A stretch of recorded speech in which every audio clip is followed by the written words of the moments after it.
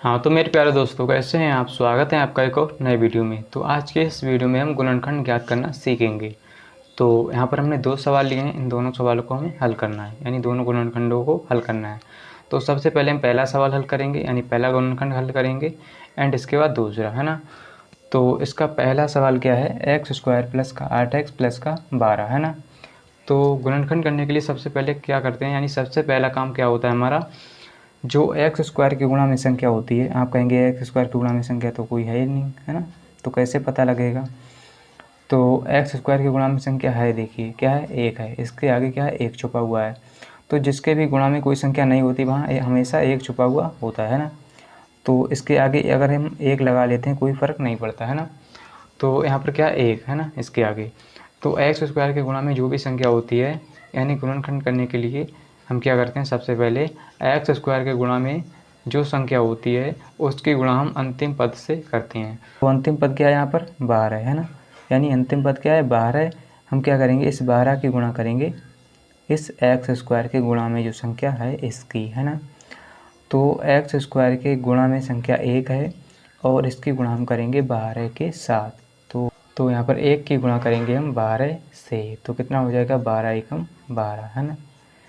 तो इतना तो आप कर लेंगे, यानी पहली स्टेप ख़त्म। अब क्या करेंगे, इस 12 को ऐसी दो संख्याओं में तोड़ेंगे, इस 12 को ऐसी दो संख्याओं में बांटेंगे कि गुणा करें तो 12 आ जाए और जोड़ें तो ये प्लस का 8 आ जाए। जोड़ने पर ये बीच का नंबर 8 आना चाहिए, है ना, बीच का नंबर 8 आना चाहिए जोड़ने पर।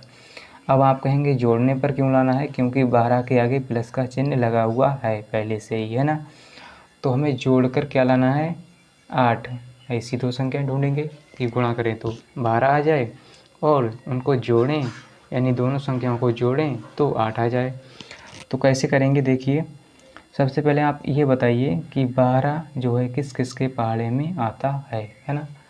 तो 12 किस किस के पहाड़े में आता है, 2 के पहाड़े में भी आता है ना। सबसे पहले तो 2 के ही पहाड़े में आता है। तो 2 छंग 12 होता है ना। 2 छंग क्या होता है, 12 होता है ना। तो 2 और 6 की गुणा करें तो कितना आ जाएगा, 12। कितना आ जाएगा, 12। अगर हम 2 प्लस 6 कर दें तो कितना हो जाएगा, 8। लीजिए सर जी, पहली बार में संख्याएं मिल गई, है ना। तो हमें तो संख्याएं पहली बार में मिल गई, यानी 2 प्लस 6, है ना। तो 2 छंग 12 और 2 प्लस 6 8, है ना। तो अब क्या करेंगे, हम यहाँ पर लिखेंगे एक्स स्क्वायर, है ना। ये एक्स स्क्वायर हमने लिख लिया प्लस, अब क्या करेंगे, 8 की जगह पे लिखेंगे हम 2 प्लस 6, है ना, 2 प्लस 6 और ब्रैकेट के बाहर एक्स प्लस में हमारा 12 रहेगा, है ना। अब क्या करेंगे, एक्स स्क्वायर लिखेंगे प्लस, अब इस एक्स के अंदर गुणा करेंगे तो 2x हो जाएगा, है ना, प्लस 6x हो जाएगा, है ना। अब क्या करेंगे, यहाँ पर रहेगा 12, है ना, 12 रहेगा। तो देखिए हमने क्या किया, यहाँ पर x की गुणा अंदर कर दी। जब x की गुणा 2 से करेंगे तो 2x हो गया, इस x की गुणा 6 से करेंगे तो 6x हो गया, है ना। अब क्या करेंगे, हम कॉमन लेंगे, है ना। कॉमन क्या होता है, जिससे एक जैसे जो पद होते हैं, यानी एक जैसी संख्या होती हैं जो वो कॉमन हो जाती हैं, है ना। तो यहाँ पर देखिए, अगर आपको ऐसे समझ में नहीं आ रहा है तो हम क्या करेंगे, इसको तोड़कर लिख लेंगे। तो एक्स स्क्वायर को हम क्या लिख सकते हैं, एक्स गुणा एक्स, एक्स स्क्वायर को लिख सकते हैं एक्स गुणा एक्स प्लस, है ना। और 2x को लिख सकते हैं 2 गुणा एक्स, है ना, प्लस। और 6x को क्या लिख सकते हैं, 6x को लिख सकते हैं 2 गुणा 3 और गुणा में x। और 12 को लिख सकते हैं 3 गुणा 4, 3 गुणा 4, है ना। या कहें 12 को हम लिख सकते हैं 3 गुणा 2 गुणा 2, है ना, 3 दूनी 6, 6 दूनी 12, है ना। तो हमने 4 को भी तोड़ के लिख दिया, है ना। इससे क्या होगा, जो हमें कॉमन लेने में बहुत ही आसानी होगी, है ना। तो अब क्या करेंगे, हम कॉमन लेंगे, है ना। कॉमन कैसे लिया जाता है, देखिए दो दो पद का जोड़ा बनाएंगे, है ना। पहले पहले इन दो पदों से कॉमन लेंगे, फिर इन दो पदों से कॉमन लेंगे, है ना। तो देखिए इसमें एक जैसा क्या दिख रहा है आपको, है ना, इसमें x है, इसमें भी x है, तो ये तो हो जाएगा ब्रैकेट के बाहर x। तो केवल इसमें x कॉमन है ना। यानी एक जैसा क्या है, एक्स है केवल, है ना, इसमें भी एक्स, इसमें भी एक्स, तो एक एक्स इसके अंदर रह जाएगा प्लस ये वाला 2 रह जाएगा। अब देखिए इन दो पदों में कॉमन लेंगे, है ना, इन दो पदों में क्या आपको दिख रहा है, एक जैसा, है ना, तो यहाँ भी 2 है, यहाँ भी 2 है ना, इसीलिए मैंने 4 को 2 गुणा 2 करके लिख लिया, है ना, क्योंकि आपको समझने में दिक्कत होती है ना।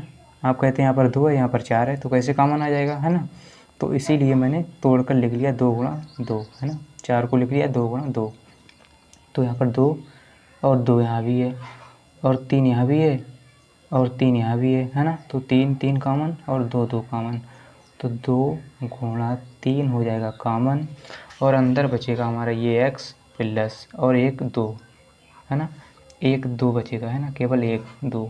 तो आप क्या करेंगे, इसको एक ब्रैकेट में लिख लेंगे। देखिए जो ब्रैकेट हैं ये सेम बन गई, है ना, सेम हमारी बननी भी चाहिए, यानी एक जैसी ब्रैकेट आनी भी चाहिए, नहीं तो हमारा सवाल जो है गलत हो जाएगा, है ना, यानी गलत ही रहेगा, है ना। फिर क्या करेंगे, अब इसको एक ब्रैकेट में, इसको एक ब्रैकेट में, है ना, तो x प्लस 2 को हम लिखेंगे एक ब्रैकेट में, है ना।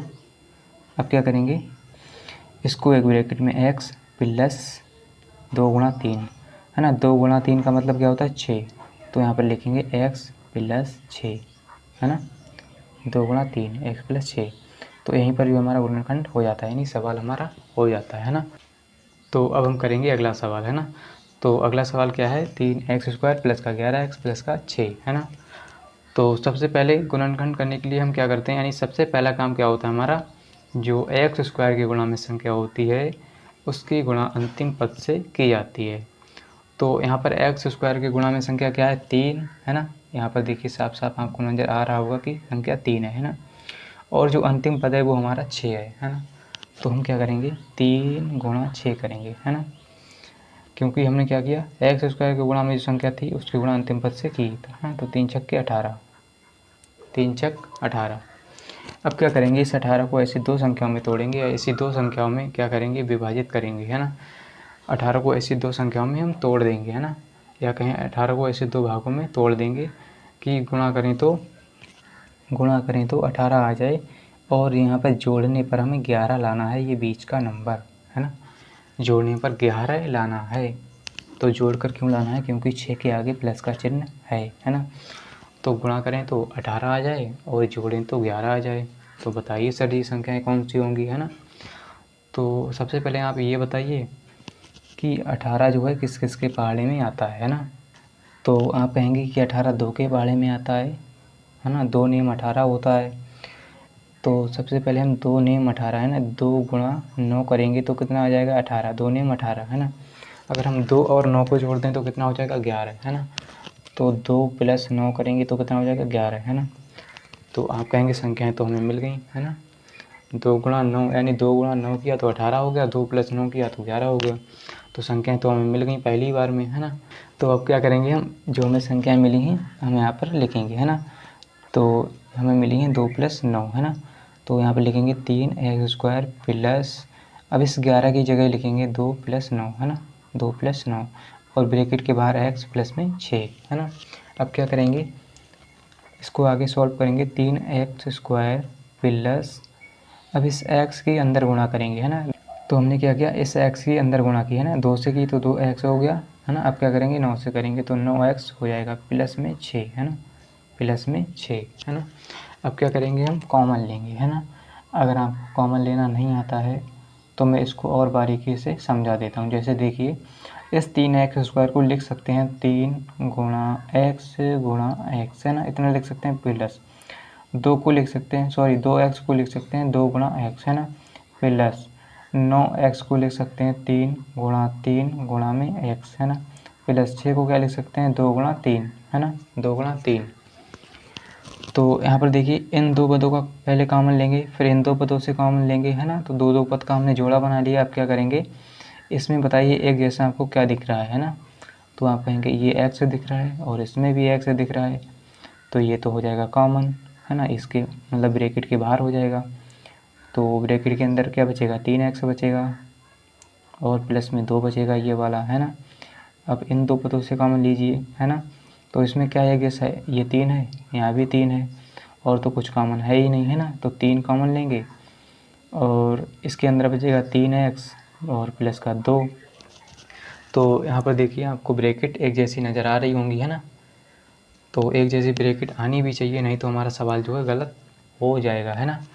तो अब क्या करेंगे, हम यहाँ पर लिखेंगे, इसको एक ब्रैकेट में लिख लेंगे 3x प्लस 2 को, और x प्लस 3 को एक ब्रैकेट में, x प्लस 3 को एक ब्रैकेट में, 3x प्लस 2 को एक ब्रैकेट में।